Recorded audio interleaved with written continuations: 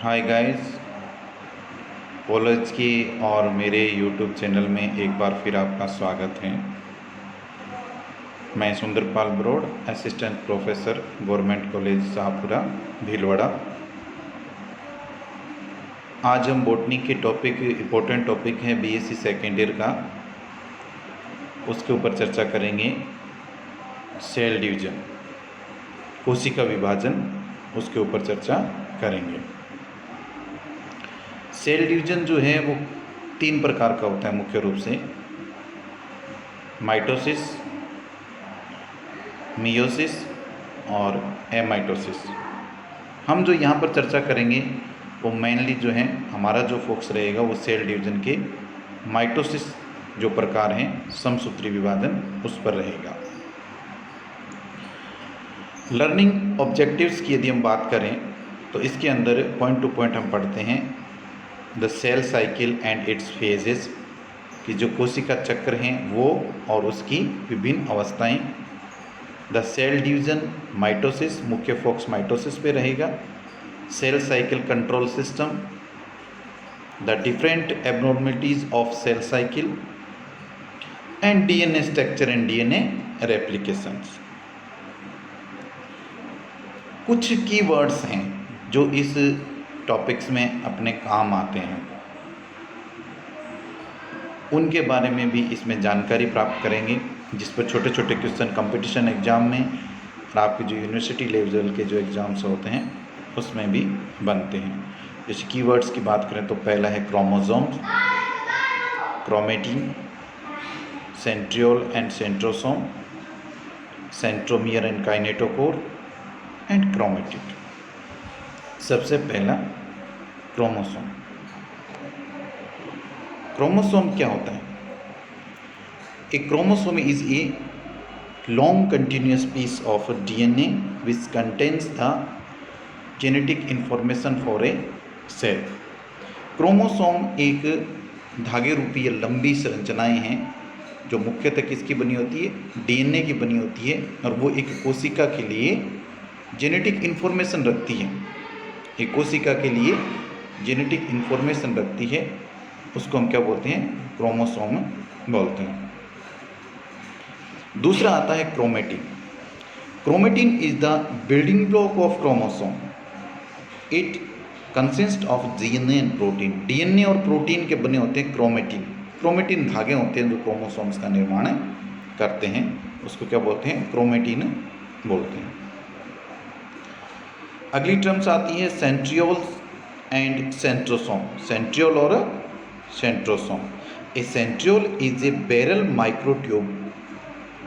क्या होता है? एक centriole is a barrel microtubule structure.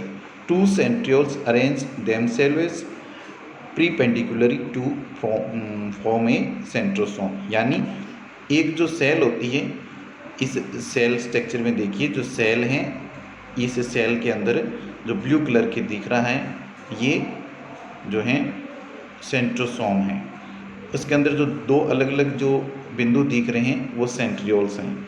तो सेंट्रियोल्स जो हैं वो अरेंज्ड होकर के सेंट्रोसोम का निर्माण करते हैं। ये जो हैं इसमें माइक्रोट्यूबुल्स जुड़े हुए होते हैं। ये 3 ऐसे प्रकार के माइक्रोट्यूबुल्स जो हैं उसमें जुड़े हुए होंगे, और जो सेंट्रोसोम है वो एक कार्टविल स्ट्रक्चर फॉर्म में आ जाएगा। कार्टविल स्ट्रक्चर फॉर्म में सेंट्रोसोम दिखता है एक सेल के अंदर। Next, centromere and kinetochore.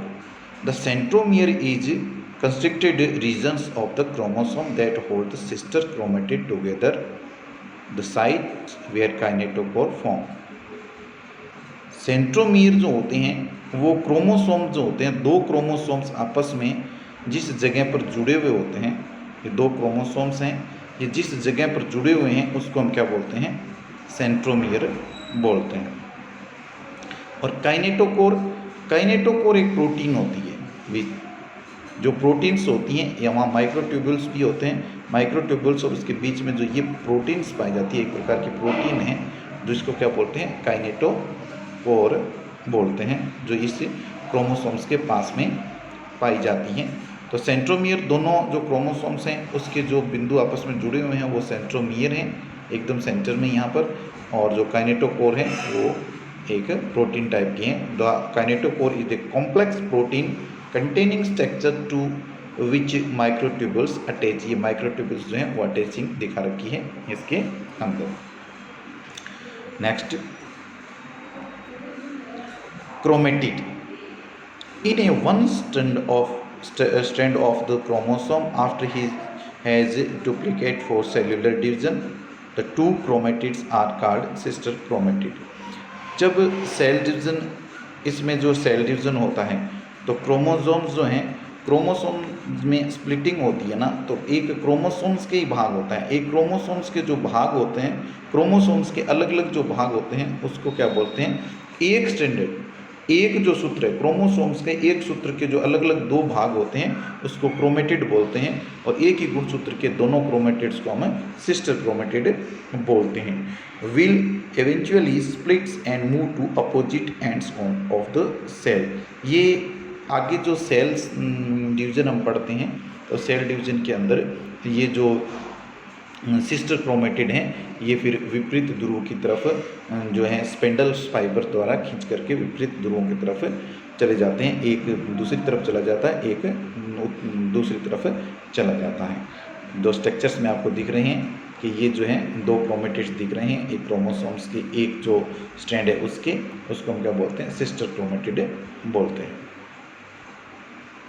Next, अब जो फोकस करते हैं, जो ये जो टर्म्स थी ये जो काम आएंगे, जो हमने पहले बात की थी कि जो कीवर्ड्स थे उसके बारे में आगे हम बात कर रहे हैं सेल डिवीज़न की। वाई डू सेल डिवाइड, यानी कि जो सेल है वो डिवाइड क्यों होती है, क्या किस कारण से सेल को डिवाइड होना पड़ता है, सेल डिवीज़न क्यों होता है। तो एक बेसिक चीज़ तो ये है कि इसके अंदर सेल का जो है, सेल के अंदर न्यूक्लियस होता है और न्यूक्लियस जो होता है वो क्या करता है, पूरी सेल का नियंत्रण करता है। आप इस प्रकार समझिए कि एक क्लास के अंदर एक टीचर जो होता है वो पूरी क्लास का नियंत्रण करता है, तो उसी प्रकार एक सेल जो है उसका पूरा नियंत्रण करता है न्यूक्लियस या केंद्रक। लेकिन जब सेल का आकार बढ़ जाता है तो उसको बोलते हैं कि उस कैरियोप्लाज्मिक इंडेक्स, सेल पर जो केंद्रक का नियंत्रण है वो कैरियोप्लाज्मिक इंडेक्स कहलाता है। तो कैरियोप्लाज्मिक इंडेक्स को कायम रखने के लिए, या हम ऐसे कह सकते हैं कि जैसे मैंने आपको उदाहरण से समझाया कि एक कक्षा के अंदर एक टीचर जो हैं वो बहुत बड़ी यदि कक्षा हो जाएगी तो उसको नियंत्रण कर पाना मुश्किल हो जाता है, इसलिए एक क्लास को दो भागों में डिवाइड कर देते हैं, सेक्शन अलग बना देते हैं ए और बी, और फिर दो टीचर उन क्लासों में जाते हैं। उसी प्रकार जो सेल जो हैं उसका भी डिवीज़न होना जरूरी हो जाता है, क्योंकि जो कैरियोप्लाज्मिक इंडेक्स जो होता है ना वो घट जाता है, इसलिए कैरियोप्लाज्मिक इंडेक्स वापस स्थापित करने के लिए एक सेल जो है डिवाइड होती है। पहला कारण तो ये। दूसरा जो कारण ये होता है कि सेल जो होती है उसमें ग्रोथ होती है, सेल डिवीज़न से ही जो है सेल जो पहले ग्रोथ होगी, और जो जीव है जिसके अंदर सेल है तो जीवों की जो वृद्धि है वो सेल डिवीज़न से ही होती है, ग्रोथ होती है। Repair and replace dead cell, जब सेल डिवीज़न होगी तो नई सेल बनेगी और सेल की जो पूरी बॉडी की जो है वो रिपेयर हो जाती है, और साथ में जो पुरानी सेल वहाँ से रिमूव हो जाती हैं और नई सेल बन जाती हैं, और साथ में जो पुरानी सेल है उनको वहाँ से रिप्लेस कर दिया जाता है। और एसेक्सुअल रिप्रोडक्शन का भी एक प्रकार है सेल डिवीज़न। सेल साइकिल की यदि हम बात करें तो सेल साइकिल के अंदर मुख्य रूप से हम दो फेज़ में पढ़ते हैं सेल साइकिल को। एक जो फेज़ होता है वो इंटरफेज होता है, और दूसरा जो फेज़ होता है वो एम फेज़ होता है। इंटरफेज और एम फेज़, जो बड़ा फेज़ है वो इंटरफेज ही है और जो छोटा फेज़ है वो एम फेज़ है। एम फेज़ को हम माइटोटिक फेज़ भी बोलते हैं, जिसके अंदर मुख्य रूप से माइटोसिस आता है। और जो इंटरफेज होता है, इंटरफेज की भी अन्य कई अवस्थाएं हैं, जैसे आपको स्क्रीन पे दिख रही है कि इंटरफेज की G1 अवस्था है, जीरो अवस्था भी होती है, एस अवस्था है और G2 अवस्था है। देखो G0 जो अवस्था दिखा रखी है वो सेल की वो अवस्था होती है जिसमें सेल डिवीजन करना छोड़ देती है, यानी कि एक सेल जो होती है वो सेल साइकिल के प्रोसेस से हट जाती है, तो उसको हम बोल सकते हैं कि G0 अवस्था में चली गई है सेल, यानी कि एक रेस्टिंग फेज में चली गई है तो उसको बोलते हैं हम G0 अवस्था। लेकिन जो इंटरफेज की जो मेनली अवस्थाएं हैं वो G1, S और G2 अवस्थाएं होती हैं। ये तीनों अवस्थाएं G1, S और G2 मिलकर के इंटरफेज जो अवस्था है उसका निर्माण करती हैं। और दूसरी जो फेज़ की हमने बात की, एम फेज़ या माइटोटिक फेज़ या माइटोसिस, जो माइटोसिस हैं उसकी फिर अन्य उप अवस्थाएँ बनाई गई हैं। जैसे मान लो पहली उसकी अवस्था है प्रोफेज़, दूसरी मेटाफेज़, तीसरी एनाफेज़ और फिर टीलोफेज़, यानी कि प्रोफेज़, मेटाफेज़, एनाफेज़, टीलोफेज़, ये माइटोसिस की 4 अवस्थाएँ होती हैं। हम यदि सेल साइकिल की परिभाषा दें, डिफाइन सेल साइकिल, तो क्या होगा? The cell cycle is the sequence of growth and division of a cell. It consist of 3 major phase. हम बता सकते हैं कि इसके जो मुख्य जो अवस्थाएं होती है वो 3 मेजर अवस्थाएं होती है। पीछे हमने चर्चा की थी कि 2 भागों में जैसे बांट लिया, अलग अलग उप अवस्थाएं थी उनकी, तो उप अवस्थाओं के आधार पर उन्होंने 2 भागों में बांटा था, इंटरफेज और माइटोसिस। लेकिन यदि जनरली हम बात करें तो 3 मेजर फेज जो होती है वो 3 होती है कंप्लीटली सेल डिवीजन की, इंटरफेज, माइटोसिस और साइटोकाइनेसिस। इंटरफेज के अंदर मैंने जो पिछली स्लाइड में चर्चा कर ली कि इंटरफेज के अंदर मुख्यतः कौन सी आएंगी? G1, S और G2, और साथ में जो G0 अवस्था जो होती है वो सेल्स जो है वो सेल डिवीजन साइकिल से या सेल साइकिल से हट जाती है, उसको हमें G0 अवस्था या रेस्टिंग फेज बोलते हैं। और तीसरा आता है साइटोकाइनेसिस। साइटोकाइनेसिस को हिंदी में बोलते हैं कोशिका द्रव्य विभाजन। जब सेल डिवीजन डिवाइड हो जाती हैं तो उसके बाद उसका कोशिका द्रव्य भी विभाजित होता है और 2 भागों में बंट जाता है, उसको हम क्या कहते हैं? साइटोकाइनेसिस से कहते हैं। और cell division result in 2 cells that are both identical to the parent cell.